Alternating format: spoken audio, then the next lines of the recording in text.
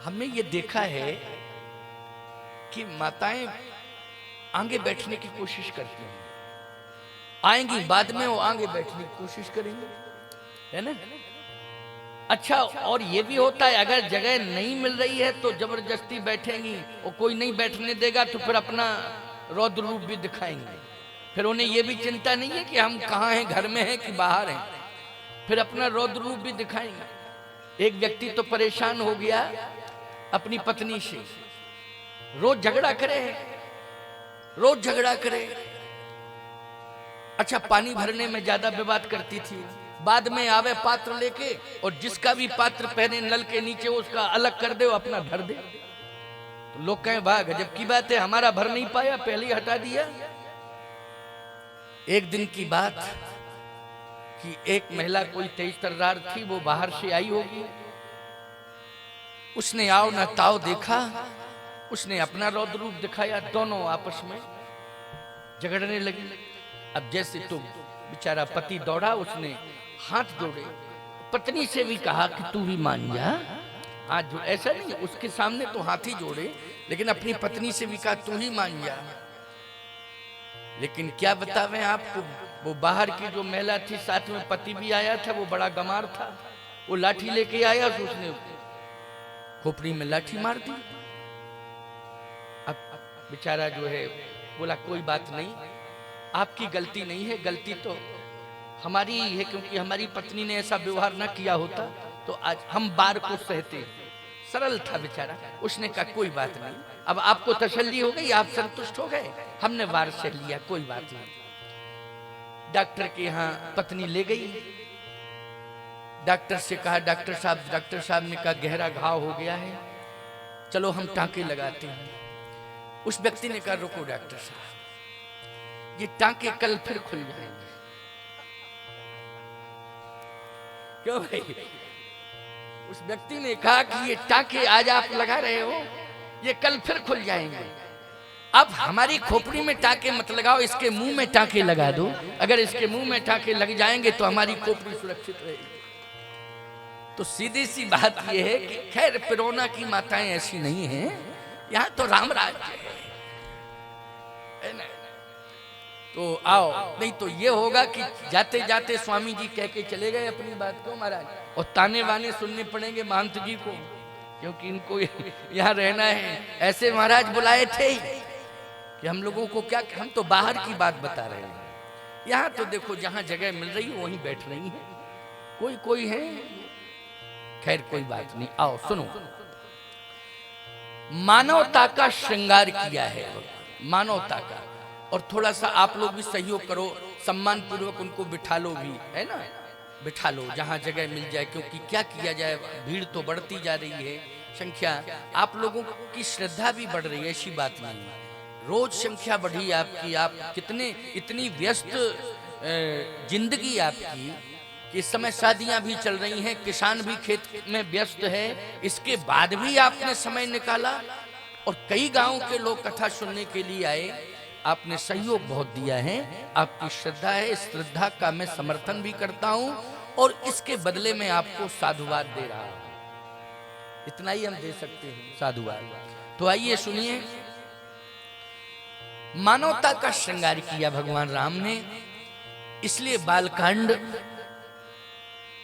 का ये स्वरूप श्री राम का देखा गया मिथिला में, कि उन्होंने परशुराम जी महाराज को अपने व्यवहार के बल पर, आज परशुराम जी ने अपना जो कुछ भी शक्तियां थी वो सारी शक्तियां श्री राम को दी, किसके बल पर?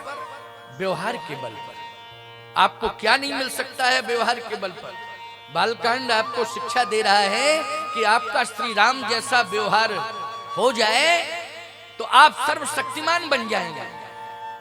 ये बालकांड कह रहा है, आप सर्वशक्तिमान बन जाएंगे, ये बालकांड आपको शिक्षा दे रहा है, सुनते जाना। सुंदर व्यवहार यदि आपका हो जाए तो आप सर्वशक्तिमान बन जाएंगे, पूरी ताकत आपके साथ होगी, पूरे समाज की ताकत आपके साथ होगी।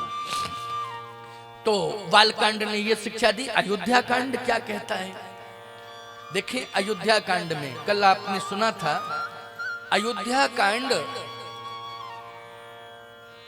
एक चौपाई से शुरू हो रहा है, प्रारंभ की चौपाई। अर्धाली क्या है?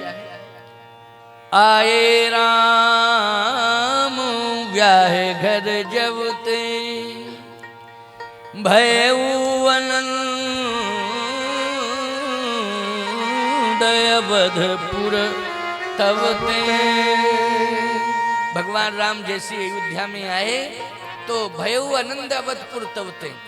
आनंद तो पहले भी था, लेकिन श्री किशोरी जी आ गई तो विशेष आनंद हो गया, विशेष आनंद। लेकिन अयोध्या कांड कटिमन मोहे, एक कमर है, कमर कमर, हाँ, कमर से ही रीढ़ प्रारंभ होती है। क्यों भाई? होती है ना, मेरुदंड जिसको कहते हैं, रीढ़ की हड्डी मेरुदंड कमर से ही प्रारंभ होती है ना। और पूरा का पूरा शरीर का संतुलन रीढ़ की हड्डी मेरुदंड से बनता है। अगर किसी का मेरुदंड प्रभावित हो जाए तो फिर जिंदगी भर उसे निष्क्रिय होना पड़ता है, याद रखना। फिर अंग काम नहीं करते हैं, भले ही वो जिंदा रहे लेकिन निष्क्रिय रहेगा, उसके अंग काम नहीं करेंगे। तो अयोध्या कांड क्या है? बोले कटिमन मोहे, ये कमर है।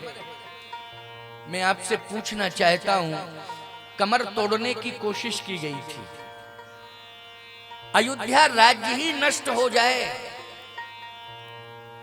इस राज्य का अस्तित्व सदा सदा के लिए समाप्त हो जाए, इसके लिए नवग्रहों ने पूरा प्रयास किया। और उसकी भूमिका में, अहम भूमिका में सबसे आगे मंथरा आई। लेकिन मैं आपसे एक बात पूछ रहा हूं, भगवान श्री राम ने यहां भी अपने व्यवहार के बल पर पूरी अयोध्या को सुरक्षित किया, पूरी अयोध्या को सम्मानित किया, पूरी अयोध्या के अस्तित्व को त्रिभुवन में अक्षुण्ण किया। याद रखना, त्रिभुवन में अक्षुण्ण किया पूरी अयोध्या के अस्तित्व को। क्योंकि सिंहासन पर त्रिभुवन साईं, अयोध्या के सिंहासन पर कौन बैठा? बोले त्रिभुवन का स्वामी बैठा। तो इसका मतलब क्या है कि भगवान राम ने ऐसा कार्य किया कि पूरी अयोध्या का अस्तित्व जो है लोक में नहीं, तीनों लोकों में अक्षुण्ण रहा। राम जी का व्यवहार, भगवान राम ने जब अयोध्या छोड़ी तो सबसे पहले भगवान श्री राम ने कैकेयी अम्बा और चक्रवर्ती सम्राट महाराज श्री दशरथ को कोप भवन में प्रणाम किया।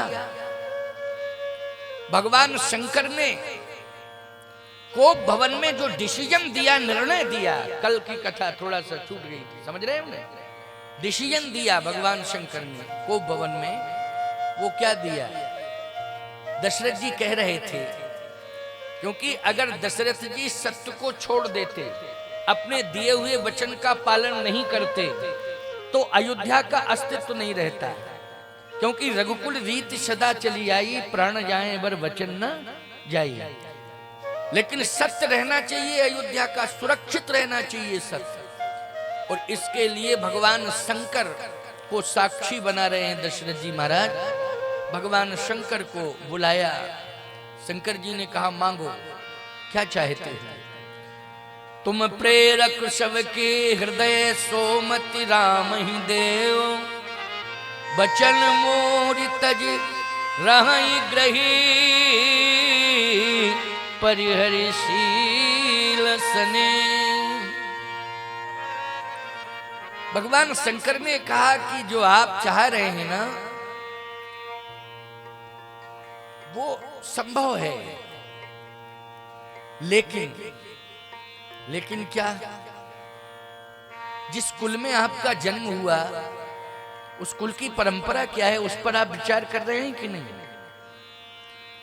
देखो, सही बात तो यह है कि चाहे जितना भौतिकता की आंधी का स्वरूप हमारे देश में क्यों ना हो गया हो, चाहे जैसी भौतिक आंधी क्यों ना चल रही हो, पाश्चात्य कल्चर चाहे जितना हावी हो गया हो हिंदुस्तान के ऊपर, लेकिन प्यारे, कहीं ना कहीं हमें इस बात पर कभी विचार करना पड़ेगा कि हमारे कुल की मर्यादा न चली जाए, मर्यादा सुरक्षित रहे।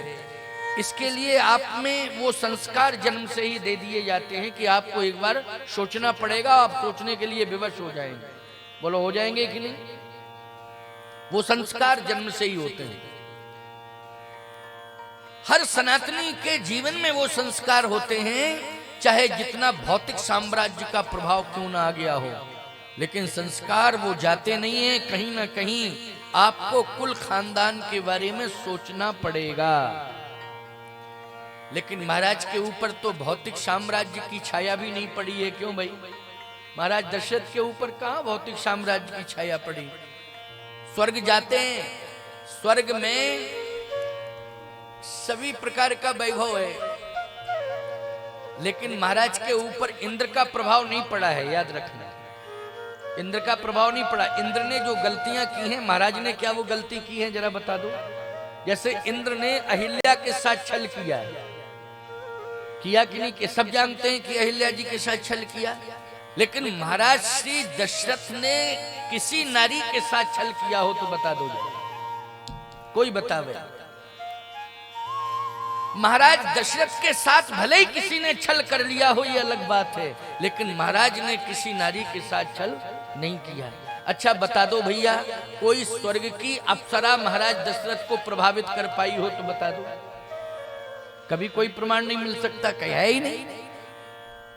महाराज को कोई प्रभाव, केवल जीवन में एक ऐसी गलती हो गई अनजाने में कि धोखे से श्रवण के बाण लग गया। ये गलती हुई महाराज, वो धोखे से हुई, जानने में नहीं हुई, अनजाने में हुई, बस यही गलती हुई है। और महाराज से क्या गलती हुई है कोई बतावे? यदि कोई माई का लाल ये कहता है कि कैकेयी जी की बात ना माने होते तो ये परिणाम सामने नहीं आता। तो मैंने कल आपको कुछ भाव ऐसे बताए थे कि कैकेयी जी राम जी का अपकर्ष नहीं चाहती हैं, राम का उत्कर्ष चाहती हैं। कैकेयी अम्बा उत्कर्ष चाहती हैं कि श्री राम का प्रकाश संपूर्ण विश्व में हो, ये इच्छा है अम्बा कैकेयी की।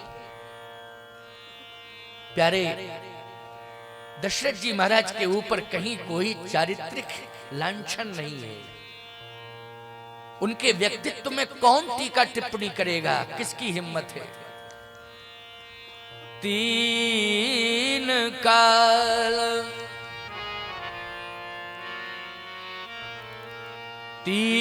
काल त्रभु अन जग मा